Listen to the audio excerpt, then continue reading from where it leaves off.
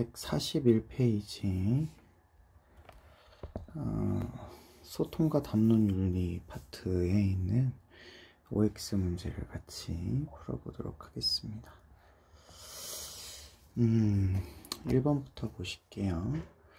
하버마스는 공론장에서 행정 및 경제체제의 효율성을 강조해야 된다라고 본답니다. 하버마스는 공론을 통해서 형성되는 그 담론 과정을 중시하거든요. 그래서 합리적인 담론 과정이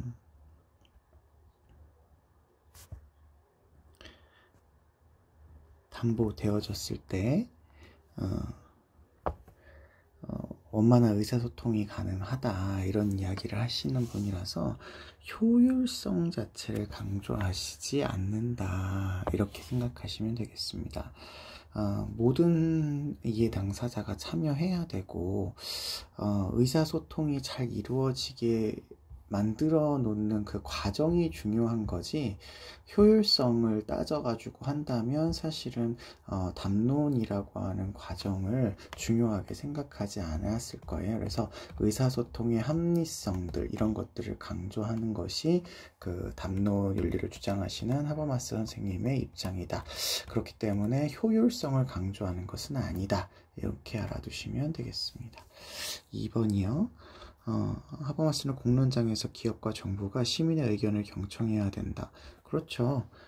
공론장에 참여한 모든 사람들은 각각이 평등한 주체로 참여를 하는 거니까 당연히 어떤 공론의 참여자들의 의견을 동등하게 고려해주고 존중해 주어야 되겠죠.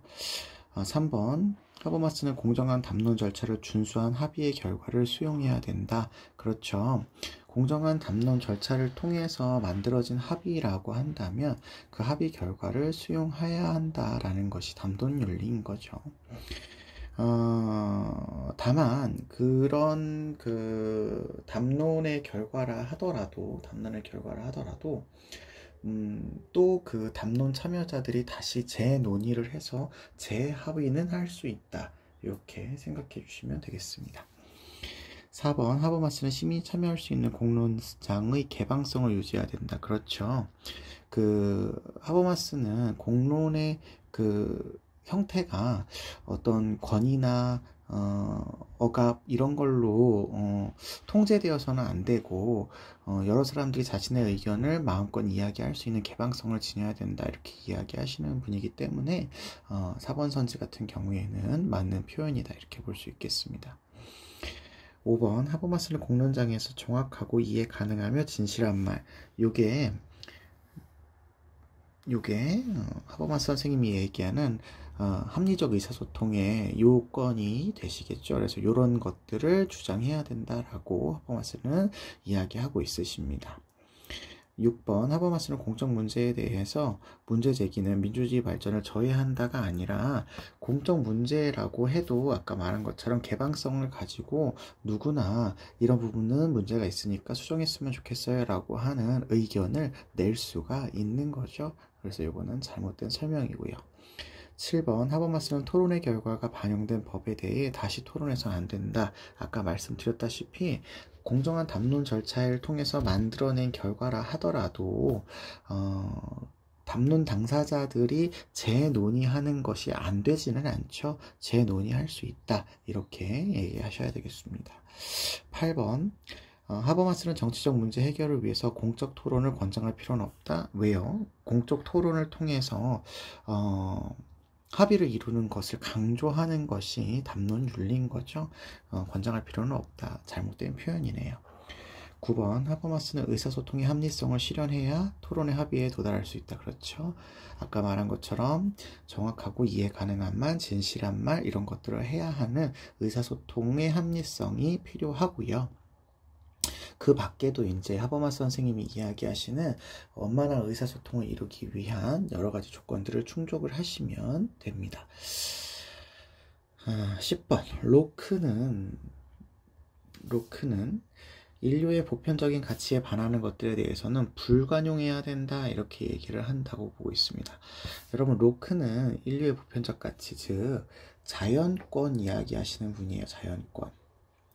자연권에 반하는 것들에 대해서는 불관용해야 된다 이렇게 얘기할 수 있습니다. 왜냐하면 이 로크 선생님은 이 자연권이 인간에게 주어진 기본적인 인권이라고 보기 때문에 이런 기본적인 인권을 침해하지 말아라 이런 얘기를 하고 계시니까요. 11번 로크는 타인의 불의한 행위에 무관심하거나 도덕적 악을 참는 것도 관용이다. 이런 불의한 게 참는 게 관용이라고 얘기하면 안 되죠. 상대방의 정당한 의견을 수용하는 것이 관용인 것이지 잘못된 거를 참는 것은 어떻게 생각하면 일종의 또 다른 악이 되는 거니까 잘못된 설명이라고 볼 수가 있겠습니다.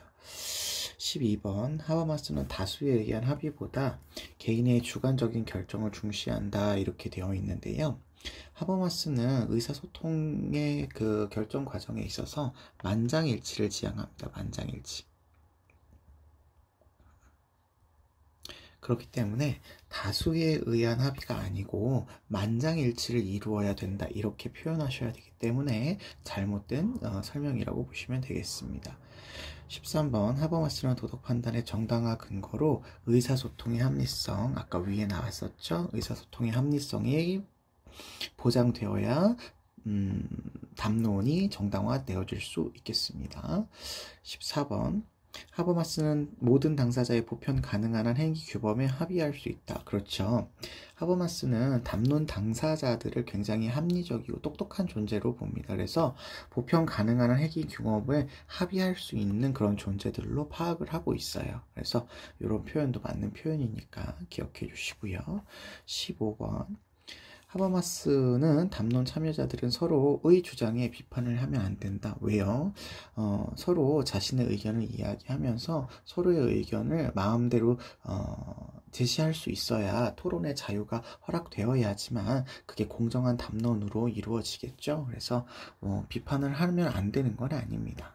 다만 이 비판을 할 때 의사소통의 합리성을 확인하기 위해서 정확하고 참되고 바르고 이해 가능하고 진실한 말을 해야 된다라고 하는 그런 기준은 필요한 거죠. 16번 하버마스는 공론장에서 상호 비판하는 행위를 삼감을 강조한다. 금방 말씀드렸다시피 공론 토론을 하는 과정에서 자신의 의견을 이야기하고 상대방의 의견에 대해서 자신의 의사를 명확하게 전달하는 게 문제가 되지 않습니다. 삼가할 필요가 없는 거죠. 17번 하버마스는 자기 주장이 강한 사람은 공론장에서 배제되어야 된다. 그렇다고 해서 자기 주장이 너무 강한 사람이라고 해서 저 사람은 너무 자기 주장이 강하니까 공론장에서 배제되어야 돼? 아니에요. 아니돼요. 공론장에 참여하는 사람은 공론과 관련된 이해 당사자는 모두 참여해야 됩니다. 모두 참여해야 됩니다. 그러니까 뭐 좀 이상한 소리 한다고 해서 그 사람은 배제한다 이러시면 제대로 된 어떤 의사소통의 과정이라고 할 수가 없겠죠. 잘못된 설명입니다. 18번 하버마스는 공론장에서 타인의 주장에 의문을 제기해서는 안 된다. 지금 똑같은 표현들이 다르게 몇 개 나오고 있는데요. 의문을 제기하든 비판을 하든 상호 토론의 문제를 삼든 이런 표현들은 다 할 수 있는 표현이다라고 기억해 두세요. 19번 보겠습니다. 하버마스는 합의된 규범은 개개인의 이익에 부합될 때만 정당성을 갖는다. 개개인의 이익에 부합되지 않아도 만장일치로 합의되는 경우가 있을 수 있죠.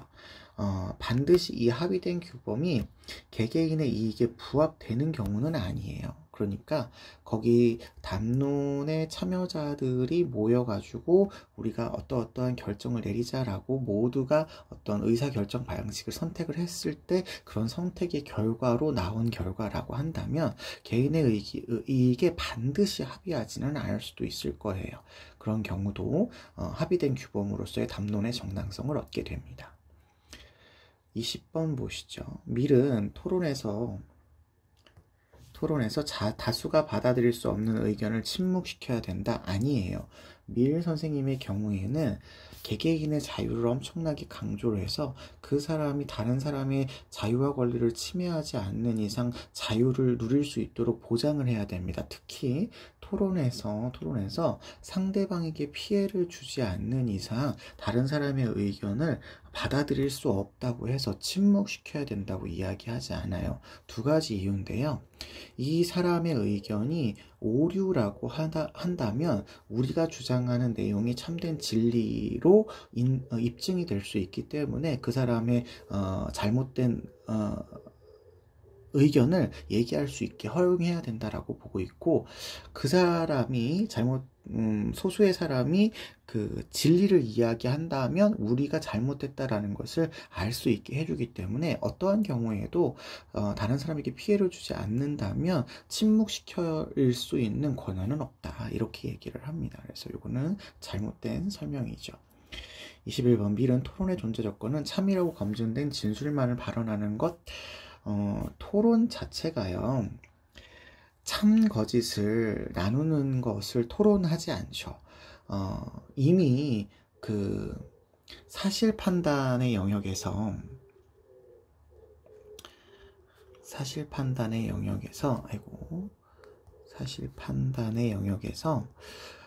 뭐는 참이고 뭐는 거짓이다를 구분할 수 있는 것이라면 사실은 이거는 토론할 수 있는 주제가 아닌 거고요.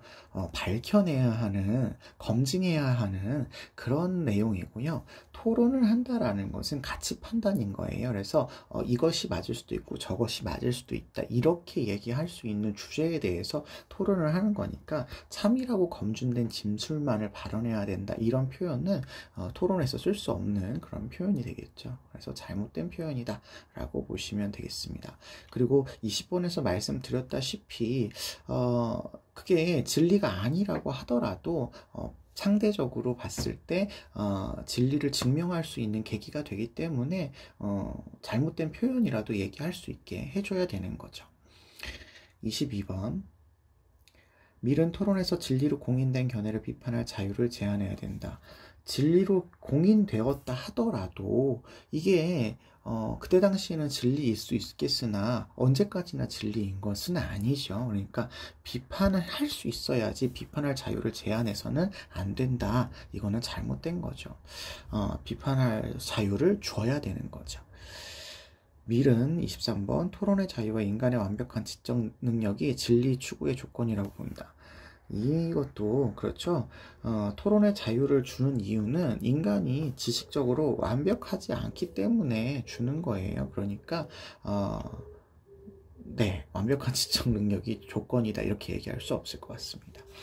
24번 밀은 토론에서 오류라고 합의된 소수 의견도 진리 탐구에 기여한다. 금방 말씀드렸지만 오류라고 알고 있어도 우리가 이 사람의 의견을 통해서 진리를 알 수 있게 해주는 거기 때문에 그 사람의 의견을 제한하지 말아야 된다라고 토론에서 밀은 이야기하고 있으십니다.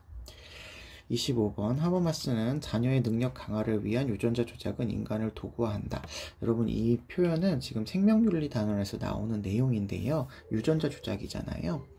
유전자 조작을 해서 태어난 인간은 이제 능력 강화를 위한 유전자 조작을 위해서 태어난 이 자녀는 태어날 때부터 조작이 되었기 때문에 합리적인 의사소통의 당사자로서의 자유로움을 박탈된 채 태어나는 그런 존재라고 봅니다. 그래서 하버마스는 능력 강화를 위한 유전자 조작에 반대하시는 분이죠. 인간을 도구화한다, 이렇게 보고 계십니다. 26번 비슷한 건데요. 유전학적 치료에 대해서는 담론을 통한 보편적인 합의가 가능하다. 그렇죠. 능력 강화가 아니라 치료 목적으로 유전자 조작을 하는 경우는 보통 합의를 해서 할 수 있다라고 하버마스 선생님은 이야기하고 있습니다. 그래서 하버마스 선생님이 유전자 조작에 대해서 반대하는 부분은 태어날 때 자녀의 능력 강화를 위한 유전자 조작 이 부분을 반대한다라고 생각해 주시면 되겠고요. 27번 하버마스는 유전자 강화를 통해서 태어난 사람은 온전한 자율성을 지닐 수 없다. 방금 제가 25번에서 말씀드렸던 것처럼 이미 태어날 때부터 조작되어서 태어나신 분들이기 때문에 온전한 자율성을 지닌다라고 보기 어렵고 합리적인 담론의 참여자라고 우리가 인식하기가 어렵게 되는 거죠. 28번 분단 얘기가 나오네요. 분단 비용은 분단에 따른 대립과 갈등으로 인해 지불하는 유무형의 비용으로 편익을 기대하기 어렵다. 그렇죠. 분단 비용은 계속해서 소모적으로 들어가는 비용이기 때문에 편익을 기대하기 어렵다라고 보는 것이 일반적인 시각입니다. 여러분, 이 말은 이제 분단 비용에 대한 일반적인 시각을 가리키는 말이기 때문에 오해 없이 해석해 주시면 좋겠어요. 분명히 이게 제시문이 있기 때문에 그 제시문을 보면 알 수 있는 내용이긴 한데요. 일반적으로 분단 비용은 이제 소모적인 비용이기 때문에 편익을 기대하기가 어렵다라는 것이 일반적인 내용입니다. 평화비용 보죠. 평화비용은 같은 색으로 그냥 할까요? 평화비용은 인도적 지원, 사회문화적 교류 사업 등과 같이 통일 이전에 한반도의 평화를 정착시키기 위해서 지불하는 투자적 성격의 비용을 평화비용이라고 합니다. 맞아요. 평화비용은 이제 사실 이 평화비용과 통일비용을 묶어서 요즘은 많이 이야기하는데요. 통일비용의 경우에는 통일 이후에 들어가는 비용이라고 한다면 평화비용은 통일을 위해서 지불하는 투자적 비용을 보통 이야기를 합니다. 30번에 그래서요. 통일 이후에 제도 통합, 화폐 통합을 위해서 통일한국이 지불하는 이것도 투자적인 성격의 비용이거든요. 그래서 이거 평화비용과 묶어서 같은 내용으로 설명하기도 합니다. 그래서 같은 표현이다 라고 알아두시면 되겠어요. 31번 보겠습니다. 31번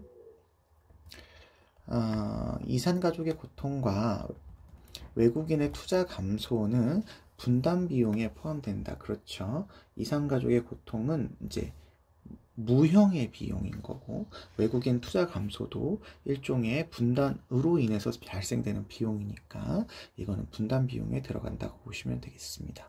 32번 남한의 정부가 추진하는 스포츠 교류 사업은 통일 비용에 포함된다. 통일 비용을 넓게 보면 이제 평화 비용까지 이제 포함하고 있는 그렇기는 한데요.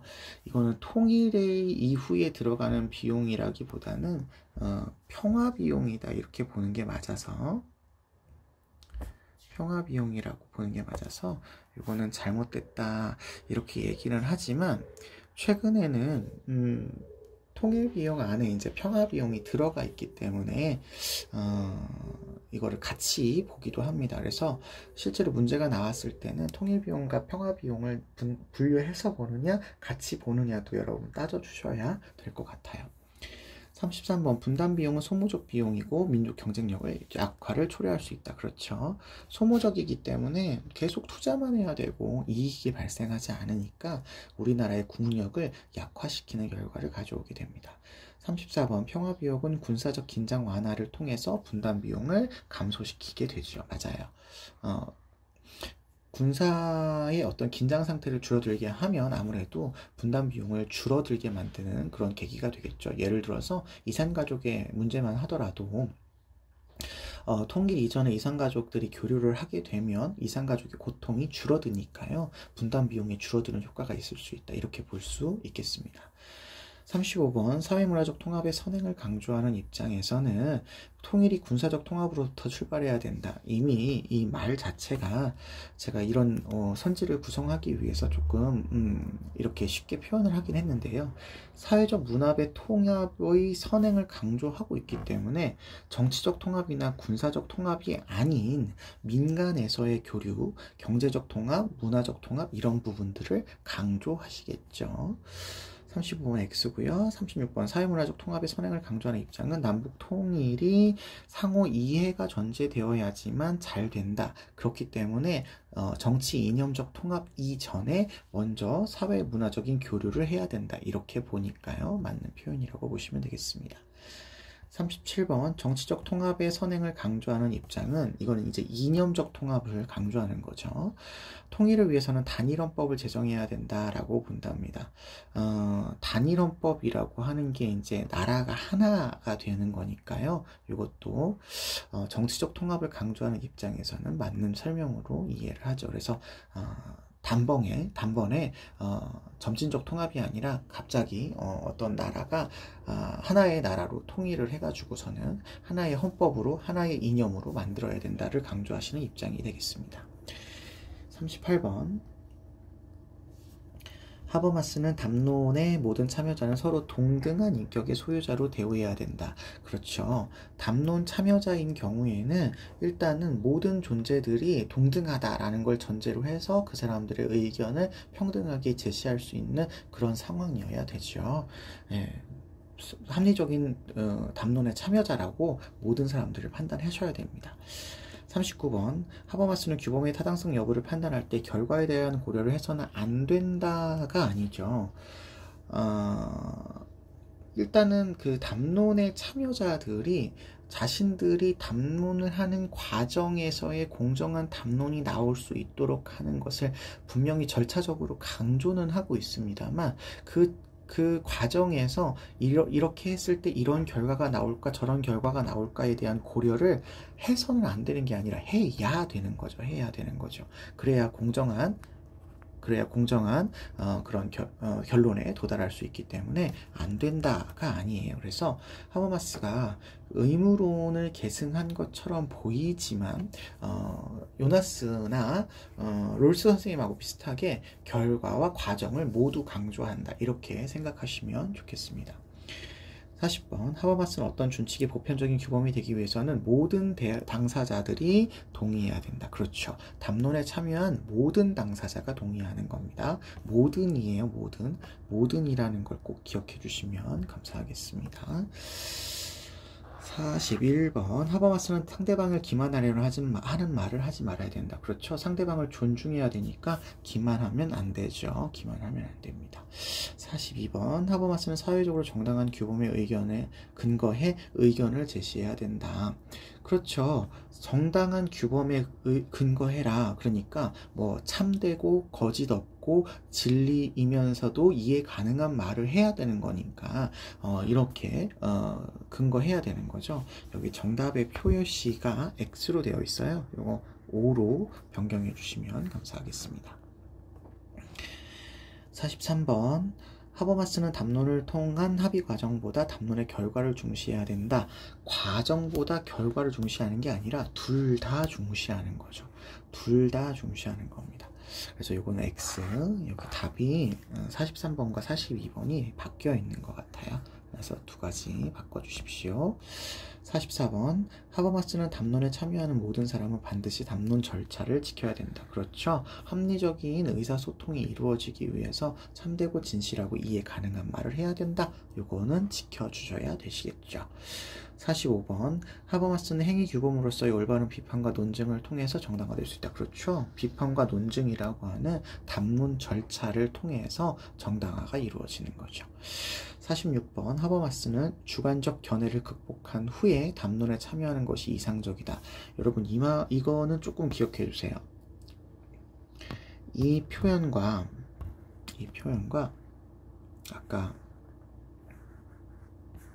우리 몇 번에서 봤나요? 여기 14번에서 본 것처럼 당사자들이 보편 가능한 행위 규범에 합의할 수 있잖아요. 그 합의하는 과정에 개인적 주관적 견해를 드러낼 수 있어요. 그렇지만 어쨌든 담론이라고 하는 규범을 만들 때는 담론의 과정을 통해서 규범을 만들 때는 그 주관적 견해를 상위해서 담론을 만드는 것이니까 개별적으로 주관적인 의견을 표현할 수 있어요. 담론 과정에서. 그렇지만 담론을 통해서 나타나는 규범은 그 주관적인 견해를 극복한 규범이 되는 거죠. 그래서 이것도 맞는 표현이 된다라고 기억을 해주시면 되는데, 이게 주관적 견해를 극복한 후에 담론이 되는 건 아니고요. 주관적 견해를 극복하는 게 아니고 주관적 견해를 포함해서 큰 담론이 된다, 이런 얘기가 맞는 얘기예요. 그래서 주관적 견해를 극복한다라고 할 때 주관적 견해를 표현하면 안 된다가 아니라 표현을 할 수 있지만 그것을 모두 포괄하는 담론 절차에 합의할 수 있다. 이렇게 기억해야 되기 때문에 이 표현은 조금 기억해 주시면 감사하겠습니다. 47번. 네, 그래서 47번 그래서 6번은요, 이거를 순서를 바꾸면 될 것 같아요. 주관적 견해를 극복하기 위해 담론에 참여해서 결국은 하나의 사회 규범을 만드는 거다. 이렇게 생각하셔야 될 것 같습니다. 47번 보죠. 하버마스는 담론의 참여자는 정당한 담론 결과와 그 부작용까지 수용해야 된다. 그렇죠. 담론의 참여자는 결국 정당하게 담론을 도출했다면 그 결과 나타나는 어떤 내용들을 모두 책임진다라고 하는 것을 전제로 해서 담론에 참여하는 겁니다. 네. 48번. 하버마스는 의사소통 행위는 상호 이해를 지향해야 한다. 서로 이해하는 것을 지향해야 된다. 존중하는 거니까 당연히 이해하면서 담론에 참여를 해야 되겠죠. 49번. 하버마스는 오류 가능성이 있는 주장도 담론에 붙일 수 있다. 당연히 개방적이니까요. 어떤 사람의 의견이 조금 오류가 있는 것 같다 하더라도 그 사람은 담론의 정당한 참여자로서 어떤 의사소통의 표현을 할 수가 있는 거예요. 그러니까 지금 당장은 오류다라고 생각을 할 수 있어도 그 사람의 말이 나중에는 또 진리가 될 수도 있고 하기 때문에 무조건 그 사람은 오류니까 말을 할 수 없어. 이렇게 얘기하면 안 되겠죠. 50번 발화. 그러니까 대화의 어떤 출발의 내용이 참되다면 어떠한 발화 자세도 허용한다. 출발할 때 주제의 내용이 참되다고 해서 어떠한 발화 자세도 허용된다. 그러면 뭐 참되는데 이해 가능하지 않은 말을 해도 된다. 이런 말은 아니잖아요. 그러니까 요거는 잘못된 표현. 필요 조건이지 충분 조건은 아니다. 이렇게 생각하시면 되겠습니다. 하버마스는 담론 참여자는 자신의 오류 가능성을 전제하고 토론에 임해야 된다. 그렇죠. 나도 틀릴 수 있어 라는 개방적인 자세를 가지고 토론에 참여해야 되고 담론에 참여해야 됩니다. 42번. 하버마스는 담론을 통해서 주관적 견해를 극복하고 합리적으로 합의할 수 있다. 그렇죠. 이 말이 이제 아까 우리 보셨던 46번하고 연결되는 말이에요. 주관적인 견해를 극복하고 합의를 통해서 담론을 이루어갈 수 있어요. 그런데 그 순서가 주관적 견해를 완전히 극복한 다음에 담론에 참여하는 것이 아니라 담론에 참여하면서 서로의 의견을 조율을 해서 하나의 결론에 도달하자라는 얘기지 주관적 견해를 담론에서 얘기하면 안 된다라는 얘기가 아니기 때문에 46번이 틀리는 겁니다. 기억해 주세요.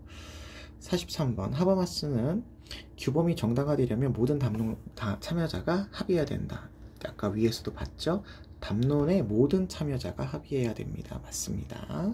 모든 당사자가 합의해야 됩니다. 54번. 하버마스는 담론 참여자는 타인의 주장에 이의를 제기해서는 안 되지 않다라고 꾸준히 말씀드리고 있죠. 자신의 의사를 주관적인 의사를 표현할 수 있기 때문에 이 의의를 제기할 수 없지 않고요. 열려있는 자세에서 누구나 이야기를 할 수 있으셔야 됩니다. 55번. 하버마스는 공정한 담론을 통해서 합의된 준칙은 구속력, 정당성을 지니는 거죠. 맞습니다. 56번. 하버마스는 이성적 논의 능력을 지닌 모든 주체는 일단 하버마스는 담론의 참여자는 모두 이성적 능력을 지닌 합리적인 주체라고 봅니다. 그런데 만약에 그 합리적인 주체가 아니라고 한다면 사실은 담론에 참여할 수 없기는 하죠. 그래서 담론에 참여하는 모든 당사자는 합리적이다 라는 전제를 깔고 있습니다. 57번.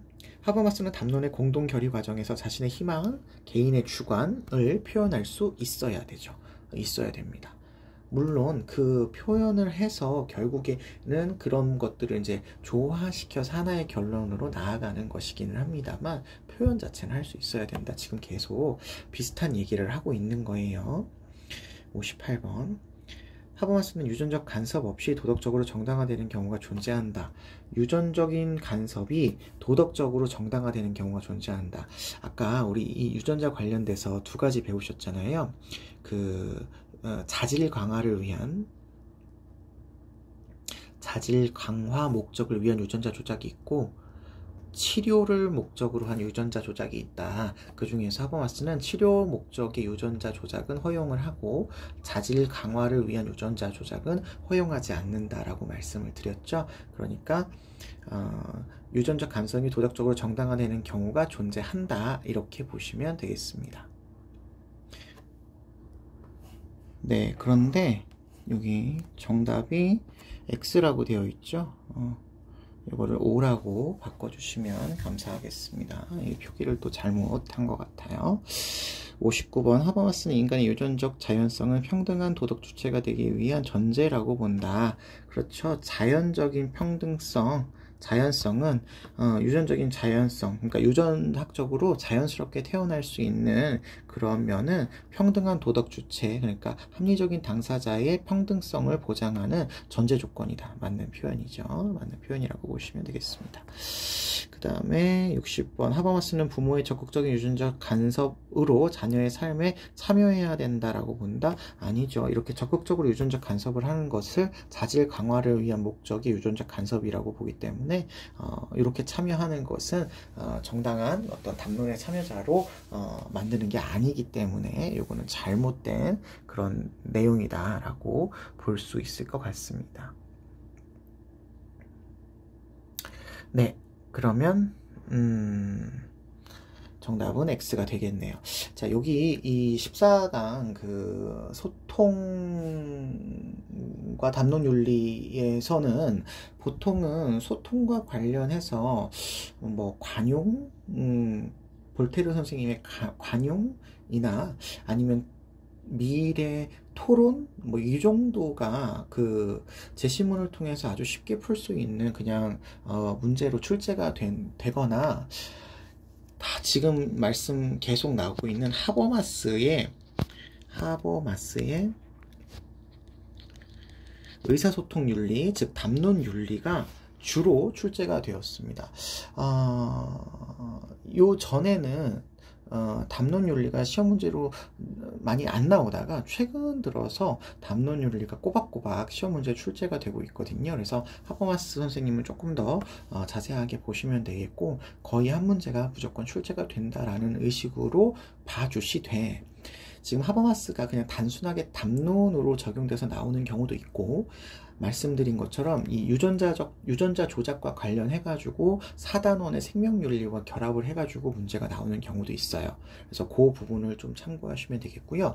또 하나 문제가 나올 수 있는 부분이 바로 이 통일 문제인데, 통일 문제는 거의 뭐 모든 그 생윤하시는 분들이 다 맞출 정도로 아주 쉽게 출제가 되고 있습니다만, 이게 주제가 주제다 보니까 반드시 수능에서 출제하려고 하는 그런 경향성이 있어요. 그래서 이 부분을 좀 많이 공부한다기보다는 기존에 나왔던 문제들을 보시면서 통일의 문제가 이런 식으로 출제가 됐구나. 보통은 통일 비용 문제를 많이 물어보거든요. 뭐 분담 비용, 평화 비용, 통일 비용 같은 그런 통일 비용 문제를 많이 물어보거나, 아니면 통일 방법에 있어서 점진적으로 통일을 이루어야 된다 와 급진적인 통일을 이루어야 된다의 어떤 차이점을 물어보는 문제들이 많이 출제가 되고 있으니까, 그런 부분을 중점적으로 해서 공부를 해주시면 굉장히 효율적인 공부가 될 것 같습니다. 굉장히 여러 가지 부분이 많이 나오는데, 그런 부분 모두 세세하게 공부하기보다는 이렇게 큰 줄기를 잡아서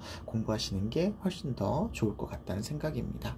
네, 여기까지 우리 같이 보도록 하겠습니다. 여기 그 정답 표기 잘못된 거 42번, 43번, 58번 꼭 정정해 주시기 바랍니다. 수고하셨습니다.